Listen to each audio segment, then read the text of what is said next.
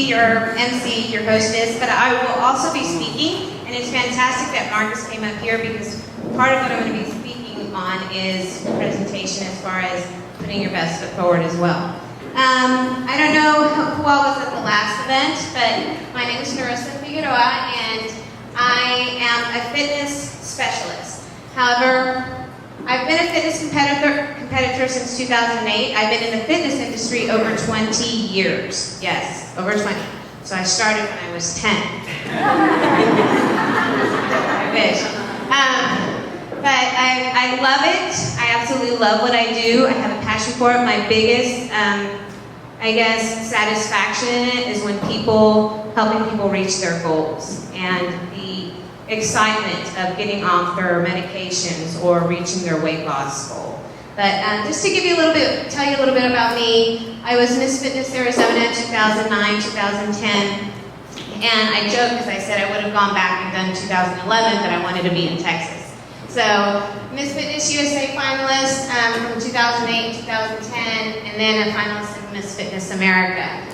In those two competitions, especially the Fitness USA, we had to do an actual fitness routine as well. So if any of you have ever seen them on ESPN and so forth, they're very tough and beat your body up. So I also competed in the Fitness America, and in 2012, I did the World Beauty Fitness and Fashion Federation, and I won the Texas Championship in Fitness. I have competed in the WBFF World Championship, and I'll be going back to compete in 2.5 weeks in Las Vegas. So wish me luck. Super excited, and I'll be going there. I am also a blogger, a writer. I have a page on Facebook. It's Stay Fit, Stay Fierce with Nerissa. And also I have my own page, Nerissa Figueroa, and my website is stayfit.com. So I work with individuals on programs, one-on-one training. I do corporate wellness. I worked for the Air Force for almost 8 years, training airmen, teaching some of the airmen to be physical training leaders. And then I worked for the Valero Corporation for almost 4 years as a health fitness specialist. And I'm currently the health and fitness director at the Zachary Corporation. So a lot of corporate, military, commercial, work with athletes to rehab clients as well. But my biggest passion are my children. So tonight is going to be about pitch and presenting yourself and putting your best foot forward. And the thing with me is that I always believe we have a pitch for different roles in our life. Obviously my fitness pitch, I was a little longer, but I wanted to tell you everything about myself and what I could. This is my mommy pitch. My daughter wrote this, and I loved it so much it's on my refrigerator. She's 9, and I have a son who's 12 and a daughter that's 9. And that's my top role, they're my number one. We try every day.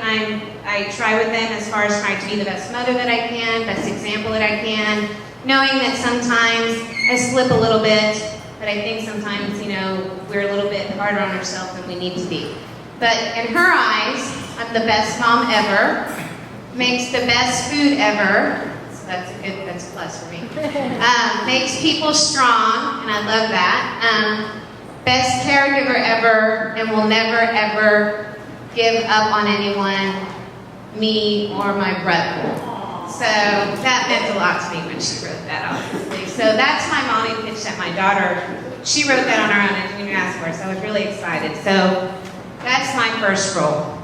But to go over pitch some more, one of the things that I have always told myself is that, especially with fitness and your health, how you are on the inside, how you feel, taking care of you is what is going to take care of everything else. Because even as a mom, if I have a crazy stress day, I work full time, I have clients as well, so sometimes I'm literally going from 5:30 in the morning to like 9 o'clock at night. And then I still have laundry to do, maybe some other things to get going, but constantly moving. Right? But I know I have to take care of me. So I have to make time for exercise because I know that's what's going to help me feel better to refocus. So when you start thinking about that, and how you appear to others. One of the things that I've seen myself is, for example, in the fitness center I train at, there is a trainer, and I'm friends with her, she comes in. However, the bad thing is, she looks like she rolled out of bed. She really does. And to me, I'm my own walking billboard. Me.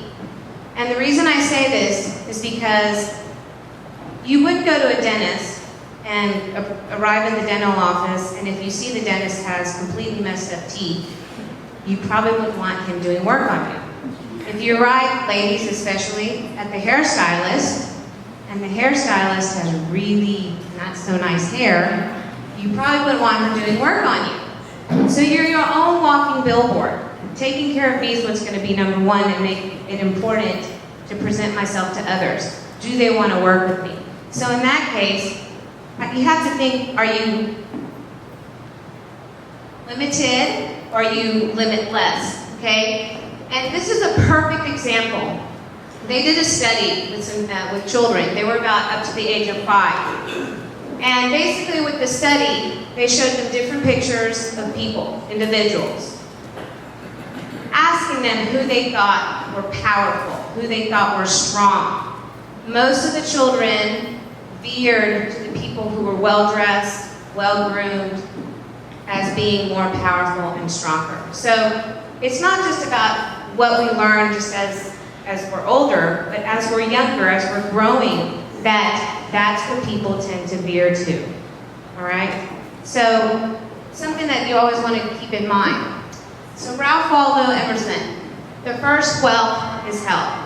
And again, I go back to always telling everyone, my clients, and believing myself, that if you don't take care of you, everything kind of starts to fall apart. You're maybe stressed out a little bit, maybe you're a little grumpy, you had a bad day, you're feeling lethargic.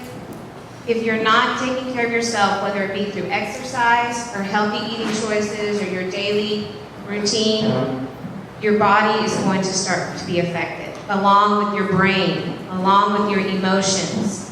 All right, some of us know what that means. It could be some small stress that we encounter, and all of a sudden, maybe we're a little ticked off, or we didn't need to be. Okay? Maybe we overreact about something, and we didn't need to. It's all about taking care of yourself. All right? And I tell my kids that as well. If mommy doesn't work out, I'm going to be cranky. So you bet they want me to go to the gym. Okay? All right. So looking prepared, feeling prepared, being prepared. If you look good, you feel good. Yes? You got to remember that all the time. And here's the other thing. Not only do you feel better, but guess what happens either in your workplace or with your work? Your productivity increases, all right? It increases without a shadow of a doubt. And again, as you heard, I work with Valero. I worked with Valero, and I work now with Zachary, work with the military. And I cannot tell you enough how much they stress the importance of health, all right? One of the reasons their absenteeism decreases. Productivity goes up. People seem to be happier, get along better. When they maybe skip their lunch and go work out and exercise, you know, what's going to happen when they go into that next meeting? They're energized, they're ready to go. And they're going to finish that last half of the day more productive. All right? So keep that in mind. And just to go over a little bit, some statistics on this. It's not just about, you know, you have to be a certain size or a certain look to be successful.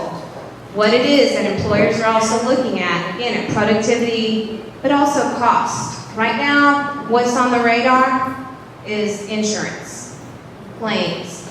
So that is super important, and employers are looking at that, and that's why they're on a push to make their employees healthier. The military, they're on a push to make their military healthier. Okay? They have to pass physical training tests to stay in the military. And one of the reasons the Air Force PT test came into place was because they were having to take money away from equipment, manpower, so less money on planes, and more money into medical costs for retirees and active duty as well. So they're taking away from one to have to support the other. And if you look at this gives you a little bit of an idea. 45 billion, and this was, I believe, 2010, this article, annually in medical expenditures, all right? If you look at this bottom one, medical claims cost per 100 employees amounted to $51,000 for obese, compared with 7,500 for non-obese. Okay, so you've got to believe it that employers are looking at that. And not just employers. Employers, maybe people you want to work with. It's all about everyone looking at their bottom line. Okay, so keep that in mind. And with that said, when you go to meet a new client, maybe go to an interview, maybe you're hoping for a promotion, maybe you're hoping to land a big client or a big account. Okay, you've got 6 seconds, all right? What do I mean by that? Is in half a second, when you meet somebody, they're already sizing you up. Half a second. In the next 5 seconds, they're changing their mind back and forth about 11 times. Okay, so 6 seconds. So just like Marcus said, putting your best foot forward, right? Always. So this gives you a little bit of idea. And like I said, this is not about you have to be a certain size or anything like that. This is about a healthier you, feeling healthier, and presenting yourself better. All right? And they're all different looks. A little bit sloppy, maybe not so dressed. This one, I'm just going to put it out there, too sexy. Okay? And yes, there is such a thing. Okay? And let me tell you why. Going on to the next slide. This is another article. When you're giving your pitch, your presentation, when you meet somebody, right away people can usually tell if you have wow factor. I say wow factor or whoa factor. Because when someone walks up and you're like, whoa. Right? Or you're like, can't stop looking at them and you're wow. You know? And I have literally been on the stage competing with other women. And there's this one, and she's won the championship, the world championship, twice. But I can understand why. When she walks out and presents herself, I cannot take my eyes off of her because of her presentation. And that's 50% of how you place in a competition, is how you do your presentation. So just to give you an idea, again, wow factor or whoa, do you have magnetism? Are you able to easily influence? A lot of that, it depends on how you look. I know that right now, many times we don't want to look at someone and instantly judge them. However, it happens. Like I told you about the study from even young children. It starts when we're young. It happens in our brains regardless if we want it to or not. All right? So, appearance, as I was speaking on this, an unkempt attire detracts from both men and women's executive presence. And this was a study that was done with about 500 recruiters and accountants or executives that were looking to hire on or work with other clients or partner with someone. So unkempt attire detracts, and look, in women, specifically 73% too tight or provocative clothing undercuts it. 73%. Okay, so we want to look professional, of course, but we don't want to overdo it either. Okay, that's a big, big factor. There was a CEO from Peabody and Associates. What he said was, and I'll go on to this next slide to give you an idea, how do you showcase your brand? Okay, because like I said, you're your own walking billboard. You are your brand. What Mr. Peabody said was, he had someone apply for an executive position. She sent him all her information through her Gmail. He sent that Gmail from his email, his work email, to his Gmail. He instantly looked at her picture on the Gmail account. She was holding a glass of champagne, wearing a tight red dress, and he said that was as far as her application got. Okay, the next incident, he said that someone else applied for a position. Same thing, he looked at one of her pictures, provocative clothing, and she was winking at the camera. That was where that application stopped. And the reason I'm bringing this up, as I'm talking, as I mentioned, putting your best foot forward, we no longer have a private life. And that's what a lot of public relation firms, I just spoke with someone today about it. Our lives are no longer private, they're public. If you're on Facebook, Instagram, Twitter, whatever the case may be, you no longer have a private life unless you make your accounts extremely private and it's just personal and you only allow certain people on there. But even then, pictures can get out.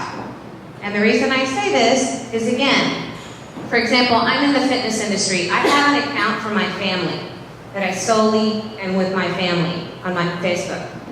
I have another account that's fitness.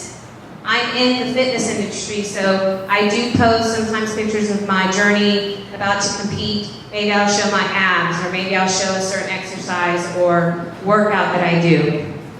But remember, looking at these pictures, we all know the duck face. Yes? Yes. So we all do it, and I just laughed so hard when I said this. How you think you look while you're making the duck face, what you really look like when you're making the duck face. And then the other one, drinks with friends. The other one, the young lady taking a shot. I know we all have our own lives. However, now that our lives are so public, and they're very much comparing it to the paparazzi, we no longer have those private lives and think, oh, well, no one's going to see this picture. Because clients are going to the Facebook pages, the Instagram. Companies are going to these accounts. All right? So if I'm an accounting firm, and I have an accountant coming to possibly apply at my firm, if it's a guy and I go to his Facebook and I see a bunch of crazy pictures, probably not going to want him at my firm. If it's a woman and she's got really revealing pictures, or she herself has a bunch of partying pictures, that's not somebody they're going to look at to have at their firm. And ladies, I have to also tell you, this is coming from women recruiting managers and men. They both say it's almost harder on women because you have to look professional, but the moment they feel that a woman looks too provocative, they will not bring her into the company or promote her. Okay? But it applies to all of us. So just remember, your life is no longer private anymore, it's very public. So be proud of what you do, having those moments, being happy, and presenting yourself well, taking care of yourself. It's very, very, very important. Because this is a big belief for me, is how you look, how you speak, and how you act is your personal brand. All right? So like I mentioned, I'm my own walking billboard. I have to present myself. I have to look healthy. If I was a trainer who showed up looking like I just rolled out of bed, or, hey, I'm taking a cigarette break, that's not going to work. So keep all those things in mind and take pride in what you do and how you are going to present yourself. And I guarantee you that exercise, eating right, will help you. The only reason I'm able to get through my days as long as they are, I promise you guys, is because I exercise and eat healthy. That helps me. Otherwise, I wouldn't be able to do it. Okay, so, again, I hope that helps you guys. Like I mentioned, it's real important, taking care of yourselves. I can't stress it enough. That's going to be a big part of who you are and your brand.